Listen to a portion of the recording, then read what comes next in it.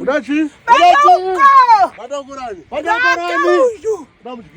Wala muchikira iko. Ndiri kunetswa nevamwe vangu kaini. Kuti waita sei? Vamwe takadya vamwe iwe.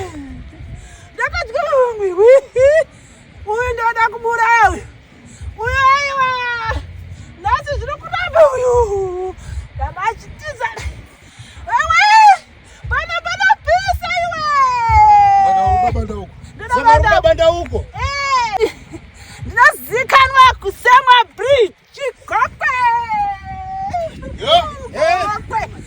Kokweko. Ndiri mbimwe. Ndinokuda vana vamai vangu chete. Ndoda vana vamai vangu chete. Yayuda amupedzisa. Vaikupisa mai. Vaikupisa. Ndakacheka murume wake uyu. Ndakamutevera murume uyu. Unofarira banda huko panyama yevanhu. Unofarira banda huko panyama yevanhu. Vanhu vangu. Banda huko nderipi? Ndakachovana ndakadava vamweni. Mugowana sei nyama yekumakuva? Mugowana sei nyama yekumakuva?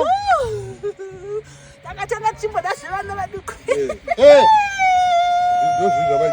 Ndozvizwa macho zvevana vaduku. Vana vaduku ndovataipwanya nemabhonzo iwe. Zaini ndiri mbingo pasemwa bridge gokwe. Aiwa. Kamwe ndakakavhuna mabhonzo. Iwe. Saka vana vacho waidya chii? Vana vacho waidya chii? Kabanda huko kanzviri webanda huko. Rakudzosera banda huko. Uri wabanda huko? Ndakadya vamwe. Ini ndiri kunetsa pasemwa bridge gokwe.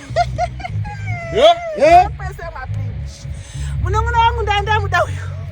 Ndandamuda uyu azvanzi yachikangu ndakavhuna ma. Amai vaigara para. Amai vaigara pano. Vachigara pano. Ndobva vati musati masunungurwa. Ndobva vaenda havo. Vakazodzoka vachinzi vakunetswa nezvidhoma. Faro wamuri. Nacho. Ndana chidhoma changu chinonzi George. Una chii? Chidhoma changu chinonzi George.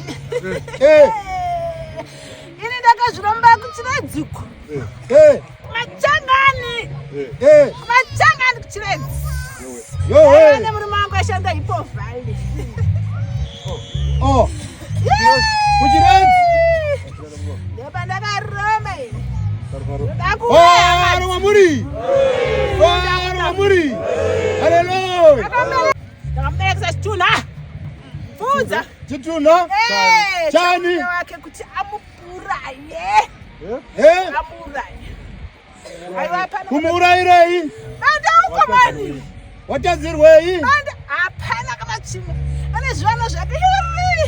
Izvi ya Christmas ini achindisvotesa semukoma.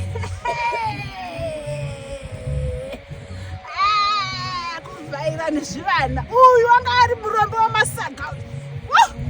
Dada nokubereka. Iwe. Pfudza iwe. Zorwa ipapo.